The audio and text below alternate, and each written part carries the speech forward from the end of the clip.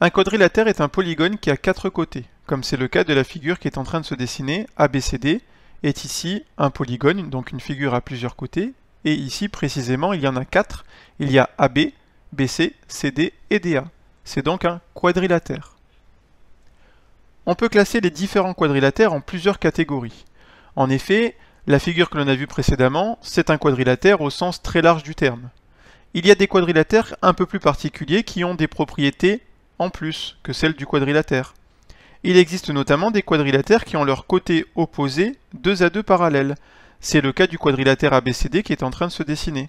Ce quadrilatère a ses côtés opposés parallèles, donc les deux côtés en violet AD et BC sont parallèles, et les deux côtés en jaune AB et DC le sont également.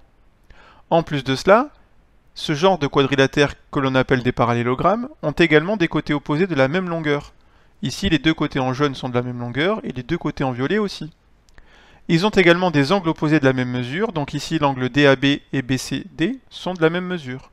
De même, les angles ABC et ADC sont de la même mesure. Attention, car tous les quadrilatères ne sont pas des parallélogrammes. Par exemple, ce quadrilatère qui est en train de se dessiner n'a que deux côtés opposés parallèles.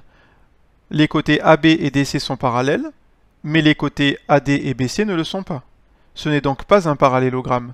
Ce type de quadrilatère qui a uniquement deux côtés opposés parallèles est appelé un trapèze, et ne fait donc pas partie de la catégorie des parallélogrammes.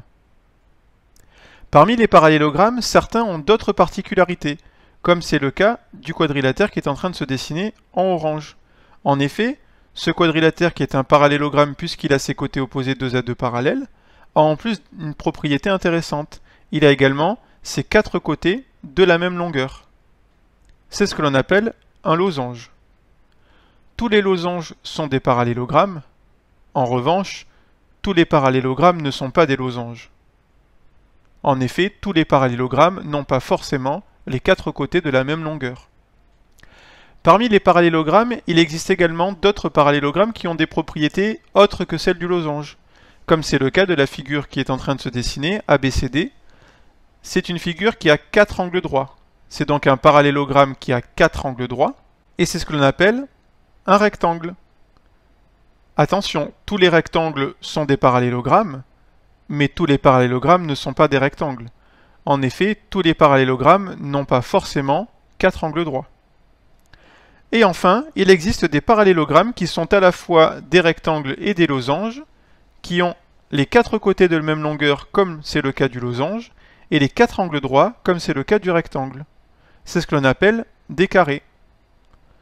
Les carrés ont toutes les propriétés du rectangle et du losange, mais également toutes celles du parallélogramme.